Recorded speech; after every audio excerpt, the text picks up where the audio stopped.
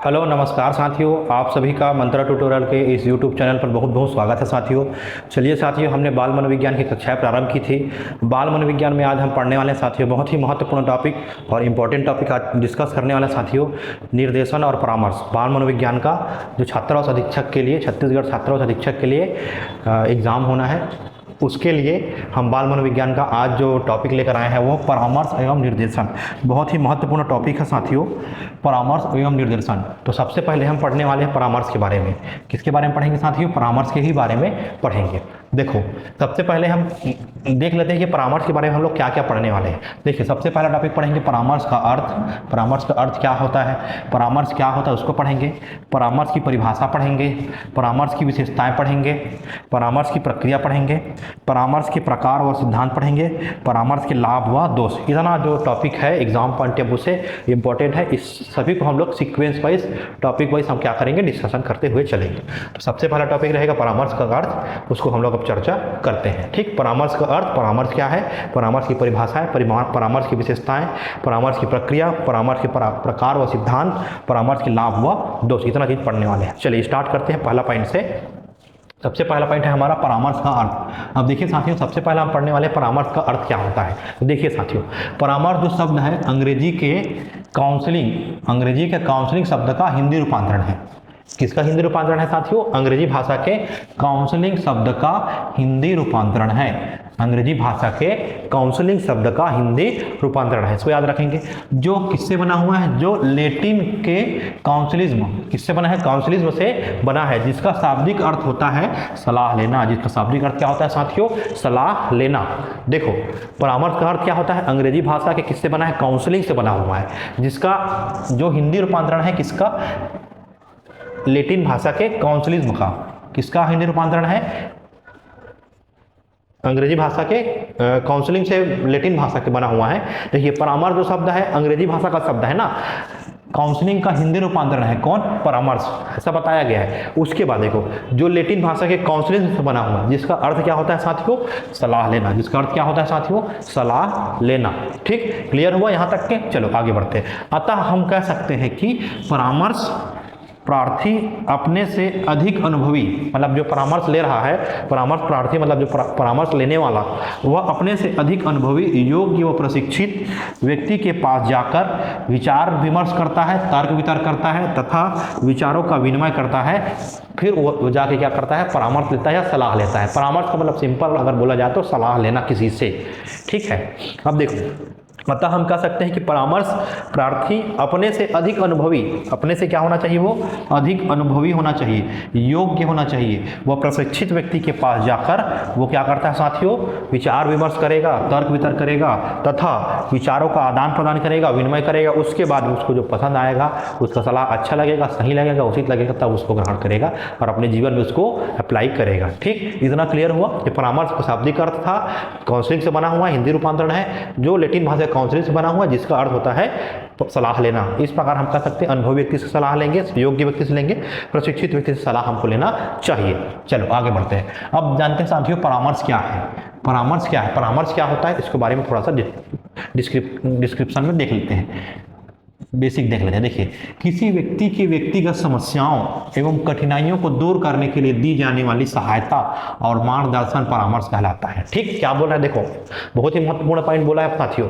किसी व्यक्ति की व्यक्तिगत समस्याओं, किसी व्यक्ति की व्यक्तिगत समस्याओं, किसी व्यक्ति की व्यक्तिगत समस्याओं एवं कठिनाई, व्यक्तिगत समस्याओं एवं कठिनाई को दूर करने के लिए दी जाने वाली सहायता और मार्गदर्शन, दी जाने वाली सहायता और मार्गदर्शन क्या कहलाता है साथियों?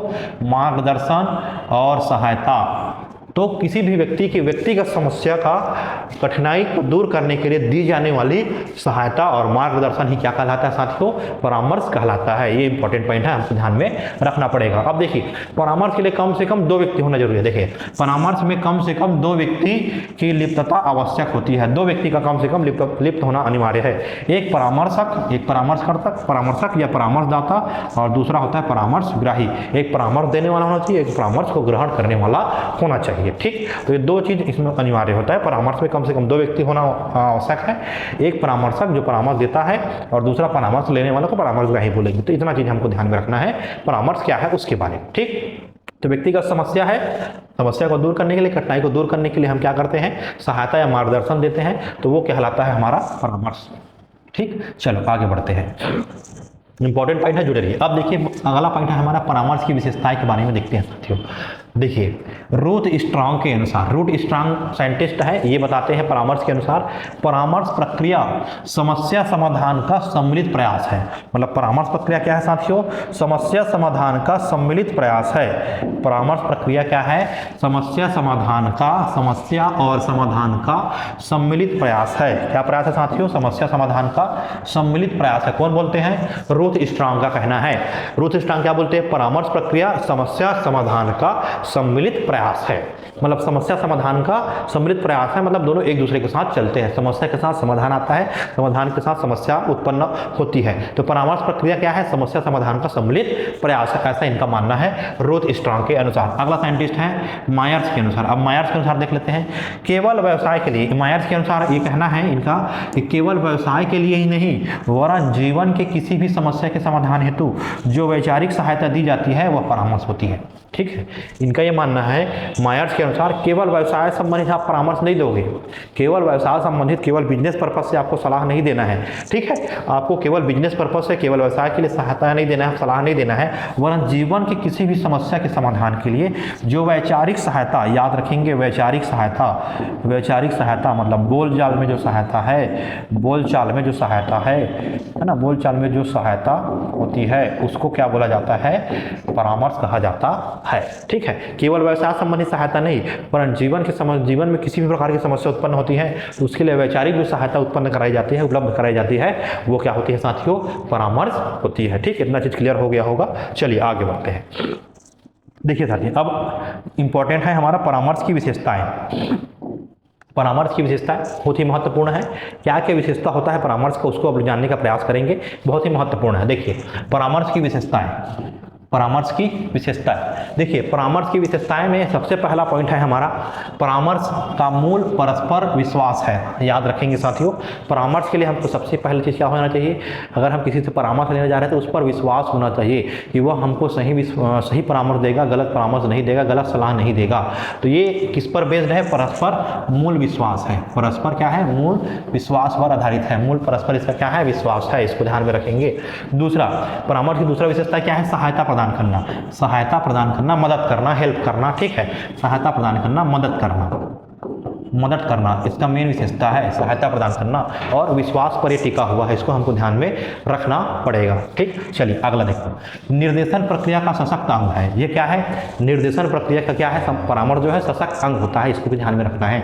निर्देशन प्रक्रिया पढ़ेंगे, डिस्कस करेंगे, इंपॉर्टेंट टॉपिक है ये भी।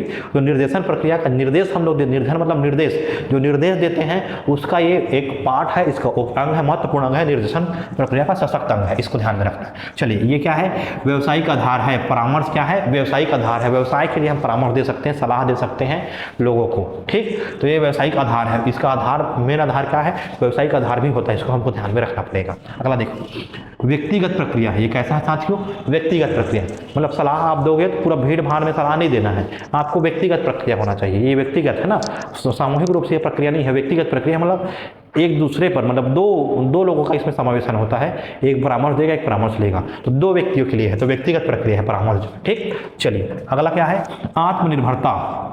ये परामर्श की विशेषता है, आत्मनिर्भरता होनी चाहिए, आत्मनिर्भरता, इसको भी हमको ध्यान में रखना पड़ेगा साथियों। आत्मनिर्भरता होना चाहिए, ये इंपॉर्टेंट पॉइंट है, आत्मनिर्भरता होना चाहिए। परामर्श के लिए क्या होना चाहिए, जरूरी, एकदम जरूरी क्या है, आत्मनिर्भरता होना चाहिए व्यक्ति के लिए। वो खुद आत्मनिर्भर हो जाए, ऐसा करके वो सलाह ले सकता है और सलाह उसको दिलाया जा सकता है, इसको ध्यान में रखना है। ठीक, ये क्या है, बौद्धिक प्रक्रिया है। क्या है, बौद्धिक प्रक्रिया है, क्योंकि हम लोग अनुभवी व्यक्ति के पास जाते हैं, है ना, जो हमको परामर्श सही देगा, अनुभवी के पास जाते हैं, योग्य व्यक्ति के पास जाते हैं, तो ये सब क्या है, बौद्धिक प्रक्रिया। अनुभवी व्यक्ति मतलब अपनी बुद्धि का उपयोग करके हमको सही सलाह देगा, योग्य व्यक्ति हमको अपनी बुद्धि का उपयोग करके सही सलाह देगा, इसलिए एक ऐसा प्रोसेस है साथियों, बौद्धिक प्रक्रिया, इसको हमको ध्यान में रखना पड़ेगा। ठीक, चलिए आगे देखिए, दो व्यक्तियों का आपसी संपर्क होता है। क्या होता है साथियों, दो व्यक्तियों का आपसी संपर्क होता है, इसमें हमको ध्यान में रखना पड़ेगा साथियों, इंपॉर्टेंट है। दो व्यक्तियों का क्या होता है साथियों, आपसी संपर्क होता है, दो व्यक्तियों का आपस में मेल मिलाप होता है, इसको ध्यान में रखना पड़ेगा। अगला है समस्या समाधान में ये क्या करता है साथियों, सहायता प्रदान करता है। समस्या समाधान में क्या करेगा साथियों, सहायता प्रदान करता है, ये इंपॉर्टेंट पॉइंट हो जाता है। ठीक, तो ये हमारा टॉपिक था, इस टॉपिक को हमने कवर किया है। देखिए हमने क्या क्या देखा, परामर्श का अर्थ देखा, परामर्श क्या है उसको देखा, परामर्श की परिभाषा देखी और परामर्श की विशेषता देखी। आगे हम लोग कल पढ़ेंगे, मतलब नेक्स्ट वीडियो में परामर्श की प्रक्रिया, परामर्श के प्रकार, सिद्धांत, लाभ और दोषी, सभी चीज़ों को हम लोग बारी बारी से पढ़ेंगे। इतना जो इंपॉर्टेंट चीज़ था उसको हमने देख लिया। परामर्श का अर्थ क्या था, हिंदी रूपांतरण है, काउंसलिंग से बना हुआ है। एक बार क्विक रीजन टाइप देख लेते हैं। यह इसमें हम परामर्श में क्या कर सकते हैं, अपने प्रार्थी जो है होता है अपने से अधिक अनुभवी योग्य व्यक्तियों से क्या करता है, उसके पास जाकर विचार विमर्श करता है, तर्क वितर्क करता है और विचारों का आदान प्रदान करता है इसमें। ठीक, अगला हम क्या देखें, परामर्श क्या है उसको देखें।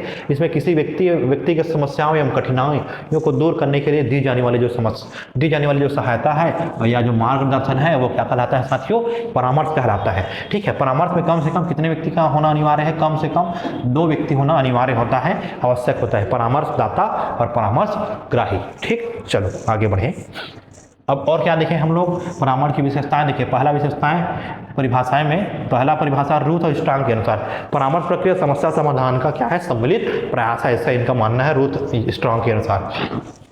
अगला मायर साहब का क्या कहना है, परामर्श जो होता है केवल व्यवसाय के लिए नहीं वरन जीवन में किसी भी समस्या के समाधान के लिए जो वैचारिक सहायता देती है, जो बोलचाल में सहायता देती है, विचारों के आदान प्रदान में जो सहायता देती है वो क्या होती है साथियों, परामर्श होती है, ऐसा इनका मानना है। फिर क्या देखिए साथियों, परामर्श की विशेषताएं देखिए।